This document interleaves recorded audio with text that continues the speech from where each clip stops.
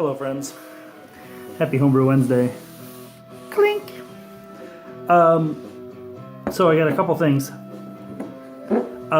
First, I'll rep my my Real Deal beer pint glass because I am going to the Real Deal Brewing Company on Saturday to drink this beer. This is the final version, final run, unless I decide to change it, of the Iron Brew, my first round Iron Brewer beer. Pretty much final at this point. We've got 2 days before the contest, so here it is. As you can see, it's got the haze. It's even got a little of the glow. I'm digging it. I do need to go tomorrow to meet with my teammate Tim and compare this to his Lavender Saison. This beer, if you haven't been following along at home, is a pale ale with lavender and grapefruit. Basically, 30-minute boil, oats, 644, WOP 644, Sac Trois yeast. Basically looking to make a Haze Bomb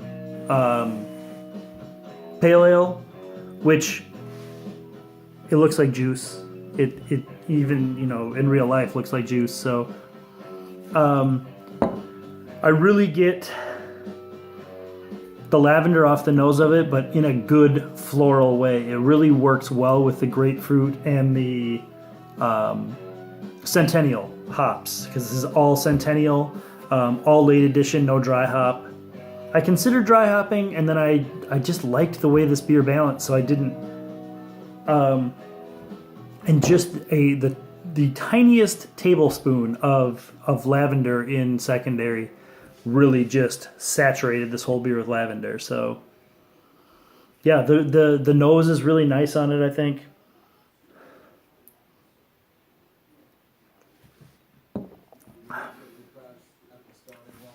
The flavor, so I haven't drank this in about 10 days. I want to just let the keg hang out and just see kind of where it flowed to.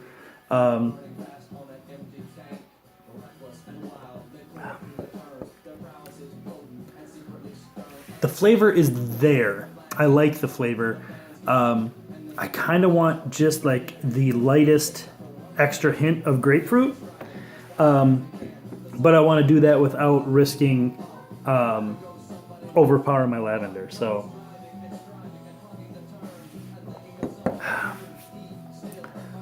that thing's got potential. I really like this beer. Even being a lavender beer, I'd be happy to have this around just as a beer to drink.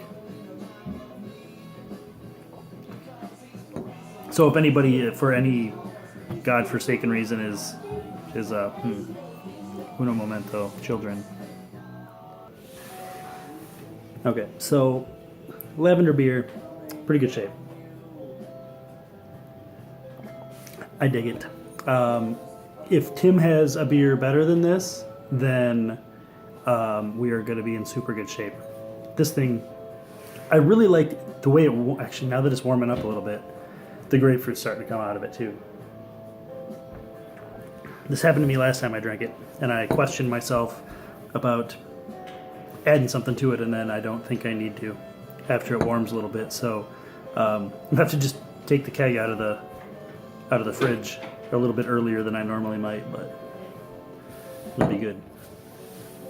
Now, on to bigger and better things. I have the oddest color green bottle here. This says DWN. I'm assuming most everyone knows Alex Rock of Rock on Beer, who's in the States at the moment and was kind enough to send me a box of beer that he muled back from Denmark. So this is some certified Socialist Haze, the Drop Wheat Nate. Basically a wheat version of a Drop Kick Nate that I've been told could be awesome, could be horrible. I don't think air travel is real kind to these beers. I think the guys in the SJ Pour have been finding that, and Alex said he sort of found it too, but we shall see, because I'm kind of excited to try my first Denmarkian beer.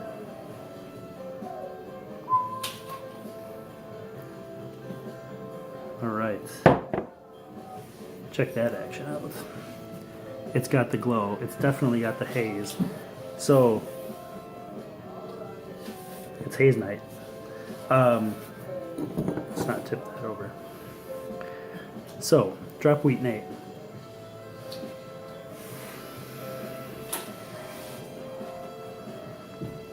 Not a ton of aroma on it, actually. There's some kind of, it's almost dank hops. I can't remember. I think maybe he had to sub the hops in this thing too, because I think the El Dorado is harder to come by in Socialist Denmark. But either way, it smells tasty. So, Alex, dude, cheers.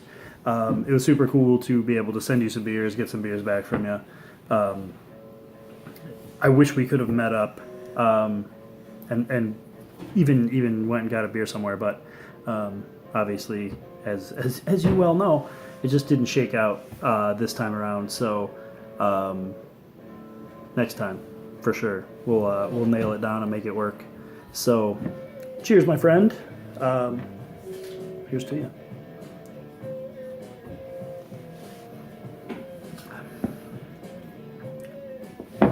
It's not bad at all.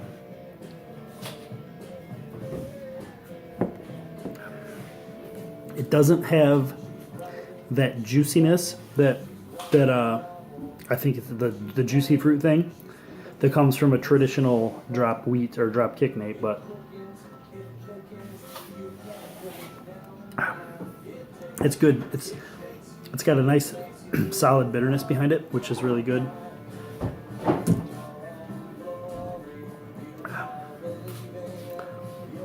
I take that back. Some of that juicy fruit is kind of underlined there. I should really let this thing warm up a little bit. I just pulled it out of the fridge, so. But the haze, I mean, this is Lou approved haze levels right here. Yeah, that's a cool beer. So he sent me some other stuff, some homebrews, black IPA, a session. Wait, a double dry hop session, double brown. A lot of words. We'll see how those go.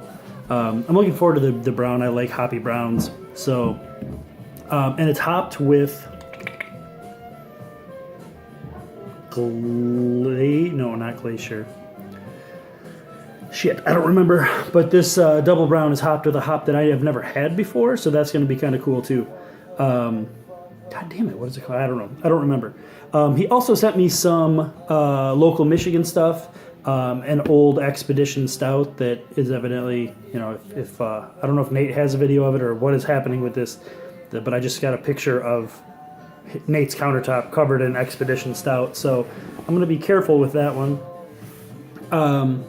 And also, some beers I'm really excited about, some nerdy hazy IPAs from Denmark that evidently the cool kids say Amazing Haze is the best IPA in Europe right now, and then there's one called Muddle, I believe, that is like its double IPA older brother. So super excited about those. I'm going to, I don't know if we'll run video on them or what, but I'm not much, I don't know.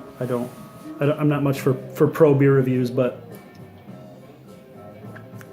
I'm debating whether I want to share those with some of the guys maybe at Iron Brewer or just hoard them for myself, because hoard them for myself kind of sounds like a better deal for me, but it would be cool to spread a little bit of the Danish love with some of the boys, because I know Alex really wanted to get a bunch of beer mail out there, but suitcases are only so big, and I'm surprised he brought over as much beer as he did. So super cool stuff. Alex, this beer is really kind of awesome.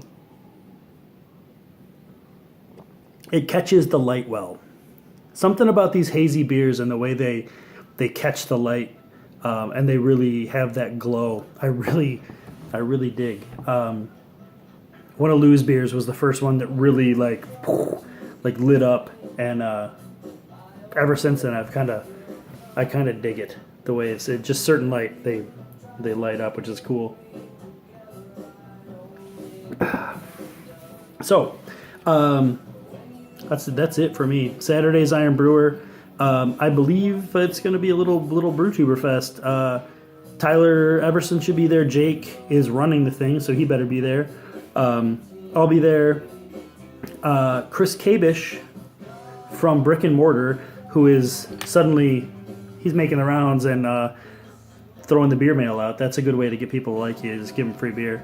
So Chris will be there. I haven't seen Chris in a year or so, which will be sweet. So we got some things to talk about, Chris and I. And I'm hoping Mitch Andrews, Ragnar, right? I don't remember Mitch's channel name right off the top of my head. Mitch, if you happen to watch this, put your channel down below. It might just be Mitch Andrews. Hell, I don't know. But he's a brand new Brewtuber. He's a friend of Tyler's at Everdy Homebrew. So he seems like a good dude. He's from Wisconsin, so you know we'll allow him to come into the Cool Kids Club. So anyway, that's what I got. I'm gonna finish this deliciously hazy Danish American beer. Worlds colliding. Tasty. Down do, kids.